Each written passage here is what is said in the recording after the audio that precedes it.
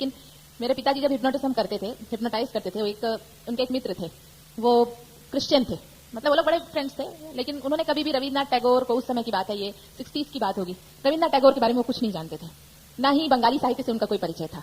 15 साल की उम्र होगी मेरे पिता की जब उन्होंने, वो बेबी अंकल था उनका नाम, उन्हें हिप्नोटाइज किया और उनको रविन्द्रनाथ टैगोर हो ये कहा। मतलब उनका जो अवचेतन मस्तिष्क था वो बहुत इनसे जुड़ जाता था। तो उस समय वो पूरे रविन्द्रनाथ टैगोर की कविताओं को जैसे कोई बंगाली व्यक्ति जिस तरह से रविन्द्रनाथ टैगोर बोलते थे बिल्कुल वैसे ही बोल के उन्होंने सुनाया।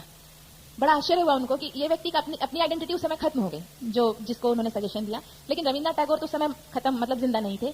तो उनका जो फिर क्या चीज है जो वो आवाहन होता है या वो कारण शरीर है, उसमें एक चीज समझने की है। हमारे यहाँ जो मनस्तत्व है ना, वो सबका एक और व्यापक होता है। जिससे हमारा मन बना है, उसका जो मूल है वो विभु और एक है। यदि उस धरातल पर हम चले जाएं तो सब कुछ हमारे सामने होता है। मतलब कोई चीज ऐसी है जो हमें उस स्तर पर ले जाती है तो सब कुछ हमारे सामने खुल जाए। अच्छा, दूसरी एक बात समझने की बताऊं क्या है। ज्ञान अनंत है, हम जितना जानते हैं वो बहुत थोड़ा है। इसलिए दिशा तो हम कर सकते हैं, लेकिन उसमें कितने भेद हैं हो सकते हैं। जब मुझे कोई कहता है कि ऐसा हुआ, ऐसा हुआ, हो सकता है।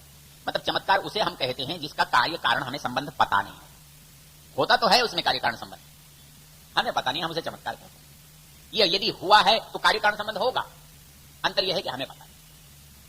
तो इसलिए मैं कहता हूं कि जब कोई चीज है दुनिया में, होगी, उसमें कोई कार्य कारण संबंध है जिसे मैं नहीं जानता तो नहीं जानता, क्या कर सकता हूं। उसे आप चमत्कार कहो, उसे अद्भुत बात कहो, उसे ईश्वरीय चर्चा कहो, आप